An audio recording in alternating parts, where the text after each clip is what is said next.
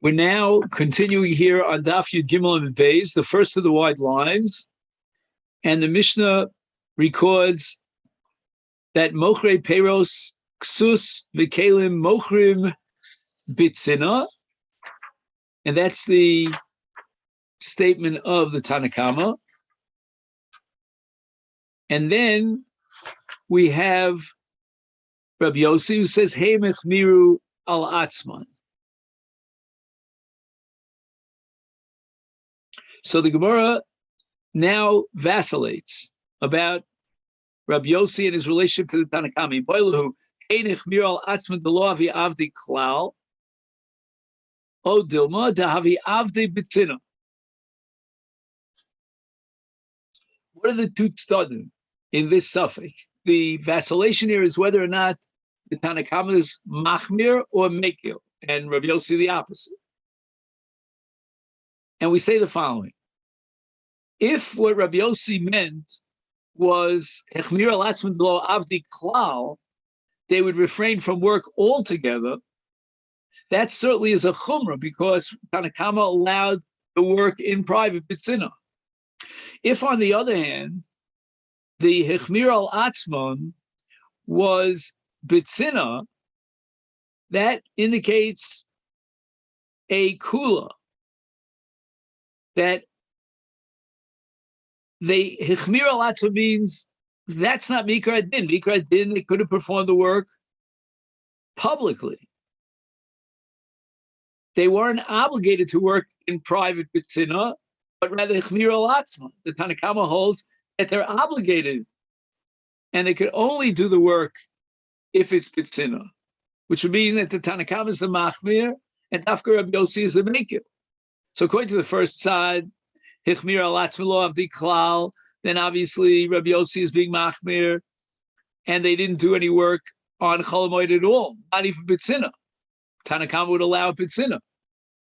O Dilma, on the second side of the Gemara, Davi Avdi Bitzina, it means that they did do the work Bitzina, but that was a chumrah. And Mikra Adin, they weren't required to do it Bitzina. It means the Tanna Kama is the machmir, insisting that Bitzina is a precondition, and they're obligated to do the work Bitzina. And Rabbi Yossi Dafka is the mekil. Tashma. We have a brisa that says Mochre Peros Ksus V'Kelim Mochrim Bitzina L'Torcha Moed.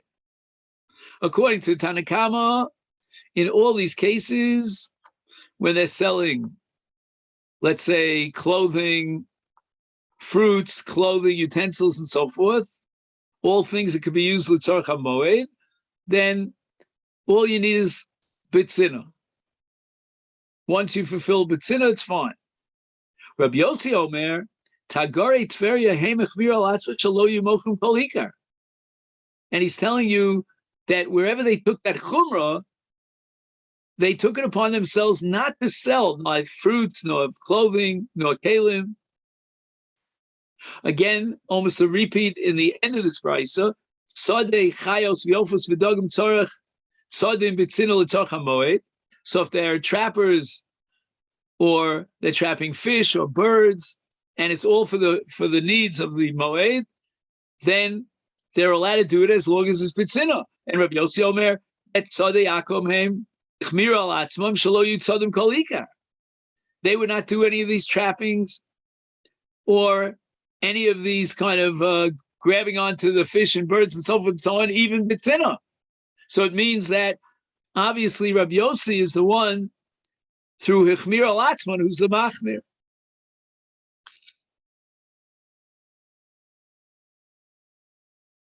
The brisa continues, the shoshe chilka targis v'tisone doshishim b'tzina l'tzorech hamoed. So we're talking about taking kernels of wheat, soaking them in water, and then pounding them. And there are three categories of the final product and obviously the process of pounding the wheat. The Gemara is going to talk about these three categories. Rabbi Yossi Omer, the Shoshe Tzipori, those who were involved in preparing these grains, counting these grains, and they lived in Tzipori, Let's show you doshin kolikar. They would not pound the chilka, the targis, and the tisnei at all, period. And that, again, as we said before, is proof to the first side in the Gemara Zibailu that we started with today, the law of the Avdi Klal. Amar Abaye, what are these three categories of wheat that are soaked and then pounded? Number one, chilka is chadalitarta. They would split a kernel into two. Targis chadalitlas. They would split it into three, each kernel into three parts. Tisane chadalar. They split it into four parts. However, we have to emphasize that in all these three, as Abai puts it, we're talking about wheat.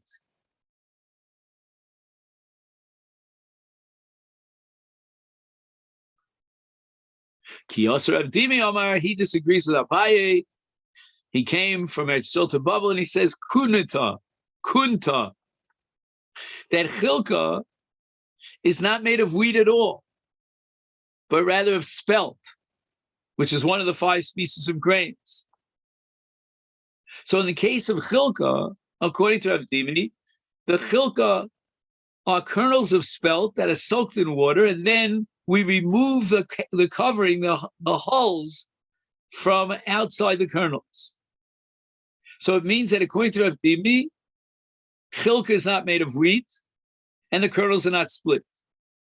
Meisvei, the Gemara asks a kasha from Avdimi from a Mishnah in Masechet Machshirin. In order for something to be metabel tuma food stuff, it has to be first soaked, or it has to come in contact with water. Is chilka targis v'tisonei tmei b'chol makom. Now the chiddush here of b'chol makom is that these foods are susceptible to tuma,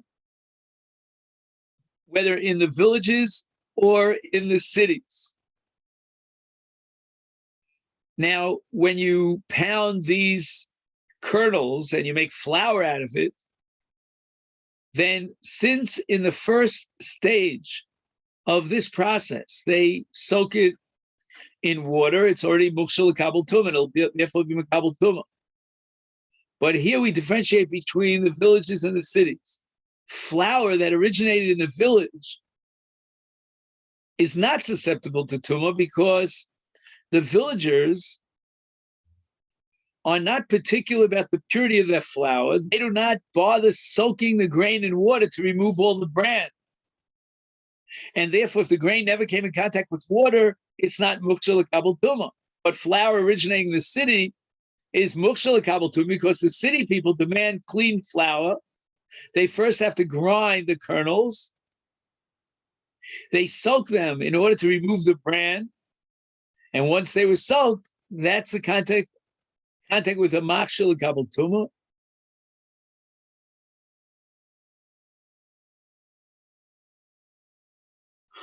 Bishlema, the Gemara says, Lamadi Omar Chadol Litarti Litlosali Arba, according to Abaye's Shita, that we're talking in the case of Chilka, Targis, and Tisone, about splitting the kernels into 1, 2, or 3 parts, is Mishum Hachi Tmei B'chol Makom, the is Kashur.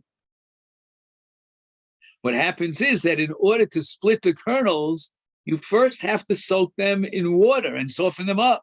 And therefore they have contact with a machshir of mayim. And therefore it's mukshal kabel tumah. Elaman the Omer kunita. But if you go like Rav Dimi, that chilka means spelt. Amai tmei b'chol makom. Why should they always be tameh? It all depends upon whether they were soaked. And herein lies the difference between the villagers and the big city slickers. And the big city slickers, they demand clean flour. As we said before, they grind the kernels and they soak them in order to remove the bran. Therefore, they're mukshal kabel tumah. But what are you telling b'chol makom? Even in the villages were not particular about the purity, the cleanliness of the flour. They didn't bother soaking the grain. So there's no contact with a mukshal kabel tuma. And the Gemara answers to defend Rav Dimi Kigon de Mikalfon. The name Chilka is referring to spelt that's hulled, in which case they stripped off the hull that surrounds the kernel of spelt, and therefore it's Makabel Tuma. Because in the case of spelt, like the cases of wheat, he's going to soak them in water. Because why? How do we know for sure that this thing called Mekalfon, which is spelt that's hulled, was definitely soaked in water? Because if not for the fact that it was soaked in water, they couldn't possibly have been hulled, meaning to remove the covering. The Gemara explains, according to Rav Dimi, Amai Karile Chilka. What is the etymological meaning of the word Chilka? If we're talking about hulled spelt, according to Abaye, the name Chilka comes from Chaluk, it's split. But according to Rav Dimi, we're not talking about split.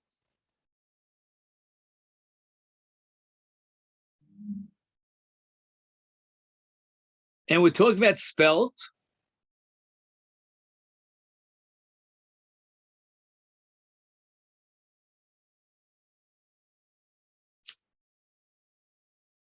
And if we're talking about spelt, then the kernels are not split. If they're not split, there's no need to soak them in water. I korele chilka dishkal chilkiyahu.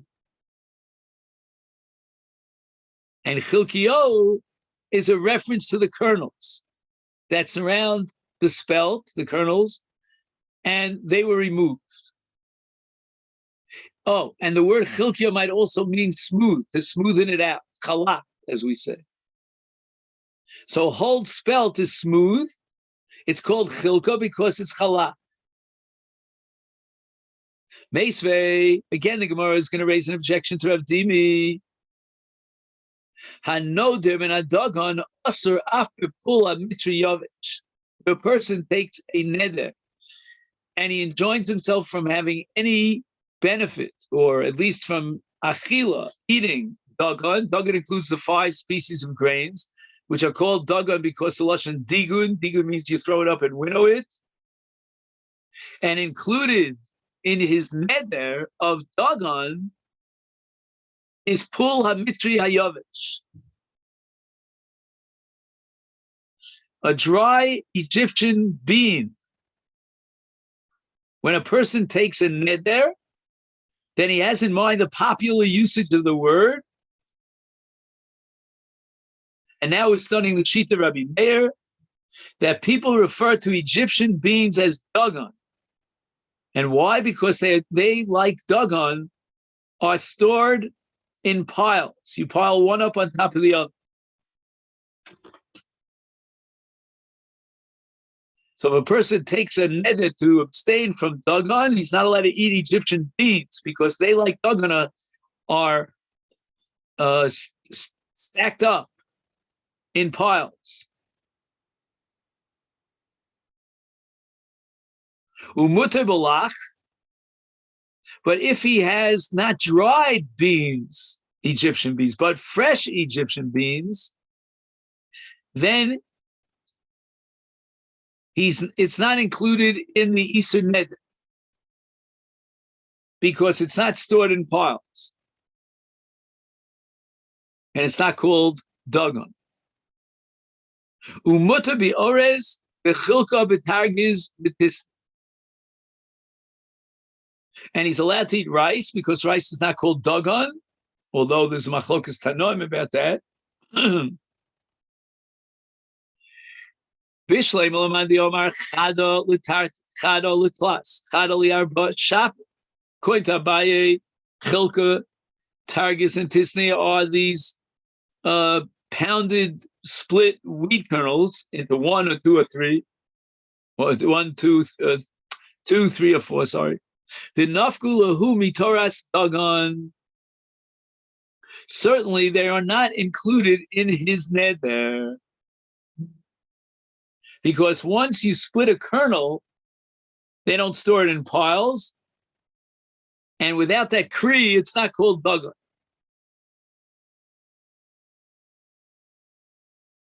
So we now understand very well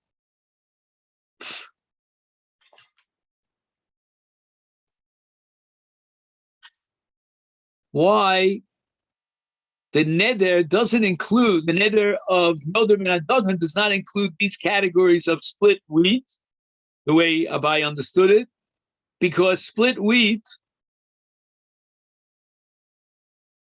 are not stored in piles. They are like fresh beans, those Egyptian beans. Is therefore nafkalu mitoras dagan. They cannot be classified as dagan, and therefore they're not included in his net. El laman diyama kutana. If you're going to go like the man who says that chilka is spelled like Rav Dimi said it, dagan mi'alyu. Why isn't it included in his neder? It's mamish dagan. It's full-fledged dagan. It's one of the 5 species of grains.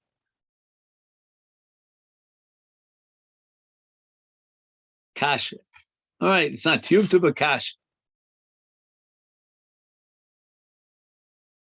Rav Huna sharilu lahanu krufyasa lemezel zabune be or chayu b'shuka. Rav Huna, and he's going to get some flack for this, allowed spice merchants to sell in the marketplace on Chol Moed in the very same manner, ki or chayu, that they do the whole week long. Meaning, this is public, in the public eye.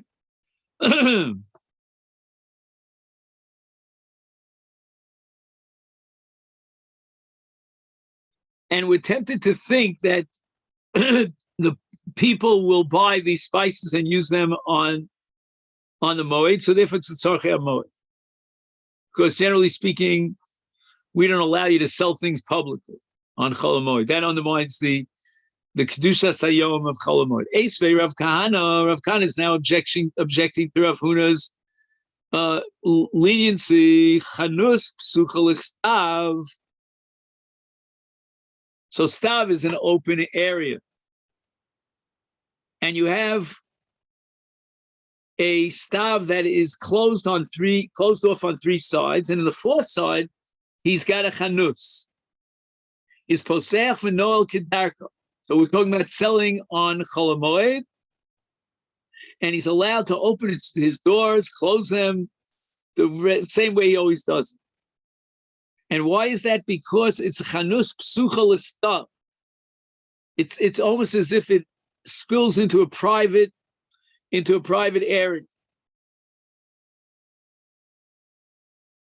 These are secluded squares that are set off at some distance from the public domain, and each area would be surrounded by benches on 3 or 4 sides, have a shop, opening onto them, and people would come to these squares to sit and relax. And it's all kedarka. However, poseach achas v'noel achas.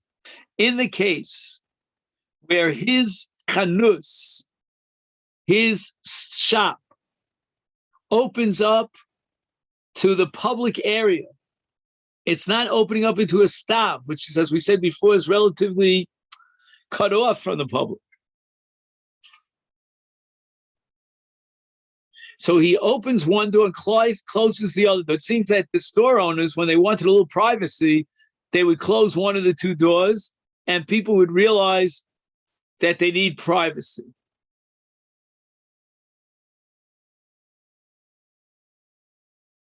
And now, with regard to these shops that open up into a stav, in a sense, the owner of the shop, of the chanus, has to sort of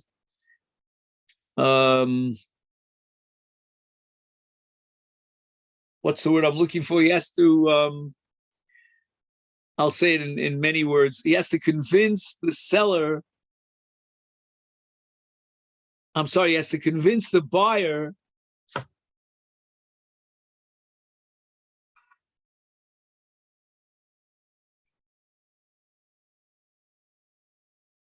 that this is not a good time to buy.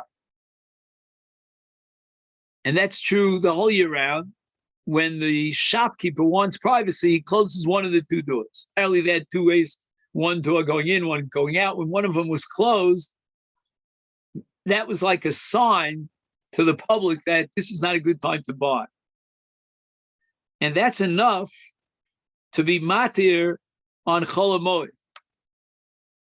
Because once he closes one of the doors and he sets himself up in privacy, then any selling process was really curtailed. Because the passers-by were reminded that this is not a regular business day, that there are restrictions on buying and selling on this day of Chol Moed. And the ultimate goal is to avoid a situation where the observer might assume that you're allowed to do commerce on Chol Moed. Now we get to Erev Yontif Ha'achron Shel Chag. So the last day of the Chag is Shmini Atzeres, and in the evening of the 7th day of Sukkot going into the 8th,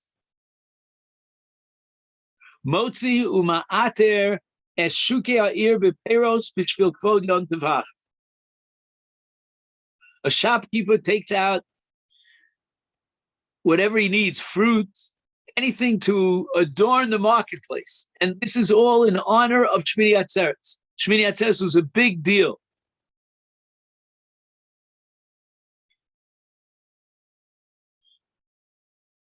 And he writes here in the note, it was common to honor the day of Shmini Atzeres with copious meals, feasting, to mark the fact that it is a regel b'fnei atzmo.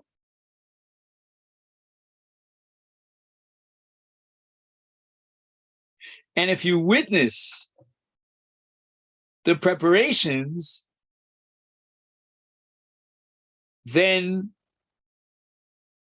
all these fruits and so forth, you realize that this is a buying and selling for the purpose of the Moed.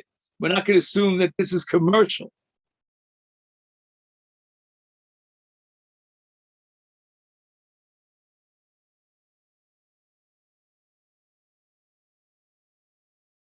So now the Gemara wants to make a deal. You're allowed to sell your wares publicly because of Kvod Shmini Atzeres. Shalom b'fnei kavod yontif lo. If he's selling on Chol Moed and it's not for the yontif, then he's not allowed to do so. So it's quite clear that selling on Chol Moed is not allowed publicly. So why did Rav Huna permit the spice merchants to sell their wares in public? Lo kasha. Habiperi habitavlin. The Brisa is referring to peri. And people buy fruits in a relatively large quantity, and it looks like the shopkeeper in selling these peros is engaged in anything but litzorech hamoed, and therefore we're not going to allow him to do this publicly, where people might come to the wrong conclusion that purchasing and selling is mutter on Chol Moed. But in the case of Rav Huna, we're talking about tavlin. And people generally purchase spices in very small amounts. And therefore it becomes clear to all that the shopkeeper is engaged in business which is l'tzarech hamoed. And therefore he doesn't have to sell it in private. Adron alecha mi. And now we take a look at the Mishnah that opens up the third parak of Moed Katan. The Elu Megalchim b'Moed. The following people are not included in the original Isa, the Takana that prohibits cutting hair, and we'll see other Isurim. And the first one is Haba Mimedinas Hayam.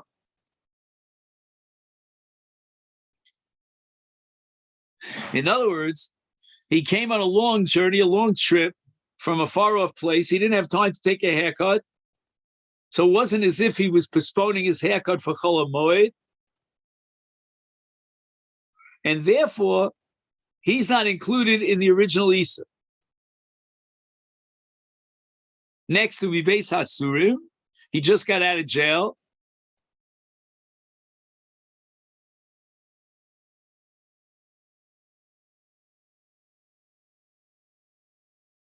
So what's the difference between Beis Shivya and Hayotzi Beis Hasurim?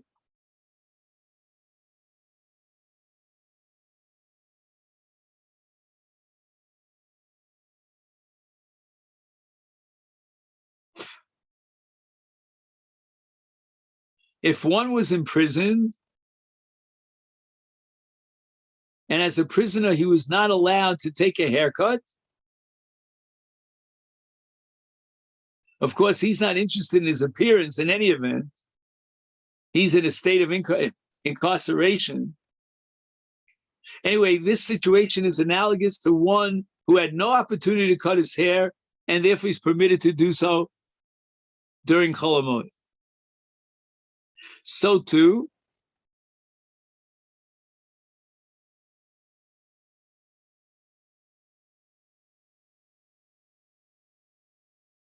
one who recovers from an illness during Chol Moed is permitted to cut his hair,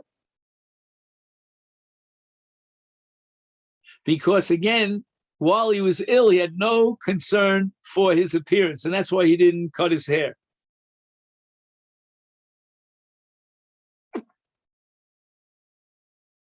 Vayotzi mi Beis Hasurim. Okay, we spoke about that.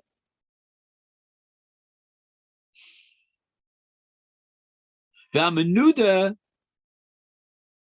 sheitiru lo chacham.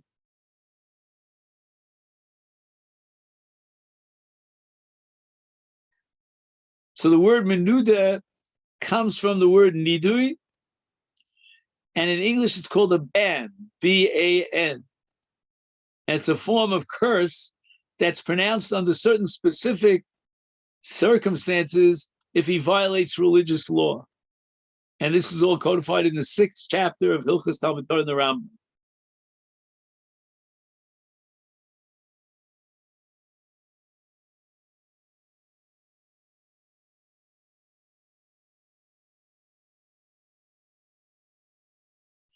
Now, if he tirulo chachamim, it means that the chachamim invalidated the Beis Hasurim, the decree to go into jail. So they released him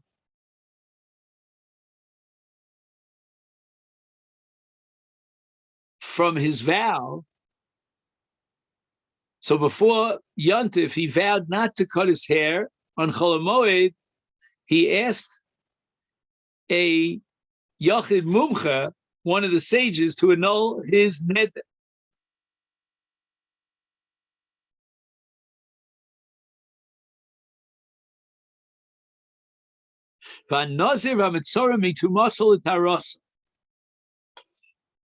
It means when he, so to speak, ascends from Tuma to Tara. And now he's allowed to reclaim his location in society. He re-enters society. And at that moment in time, even if it's Chol Moed, we're going to allow him to cut his hair, etc. The Elu Mechabsim b'Moed. Here are the kinds of clothing that you can launder on Chol Moed. Haba Mimedinas Hayam. You have a person who came to deliver a get as a shliach from Medinas Hayam. And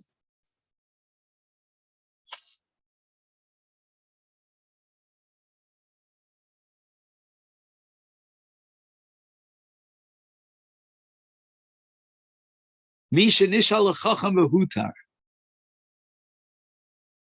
He took a neder and he came to the Chacham asking for the Chacham to be matir the neder.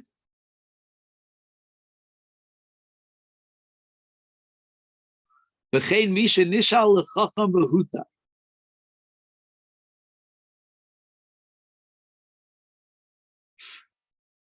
So that's called the Shelas Chacham, to be matir neder. V'nazir ha'metzora mitumasol l'taros.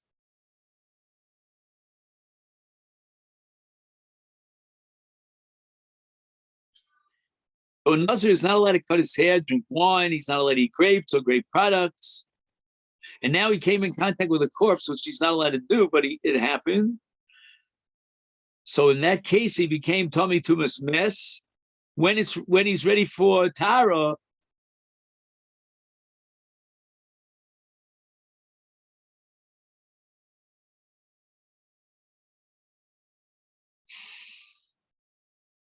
it's Chol Moed. So now he has to cut his hair on the 7th day of the process of Tara. And that's true for Metzora, who is Mitum Aso L'Taros.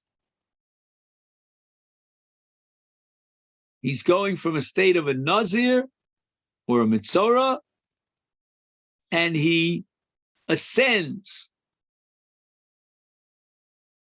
from his state of Tuma to enter into a state of Tara. And which people are allowed to launder their clothes during Chol Moed Haba Midin Sayam, Umibeis Hashvia, Vayotze Mibeis Hasurim.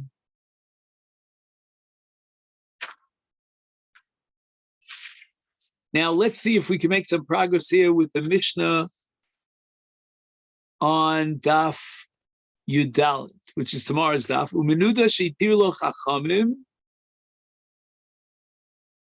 In other words, the Chacham would matir his nidui, and right now he needs to take a shower, a shave, has to wear new clothes.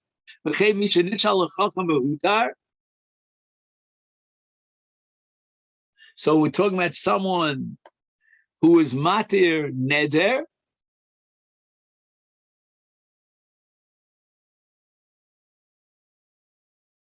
mitfachos hayadayim, mitfachos hasfarim, hand towels, barber's cloths, umitfachos hasfag, bath towels,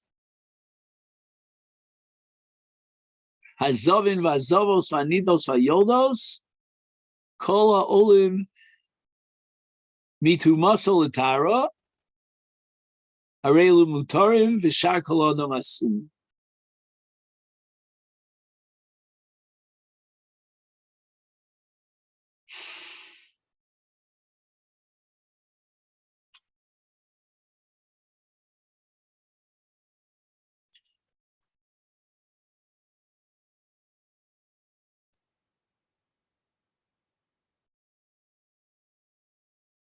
Okay, then this is where we'll stop.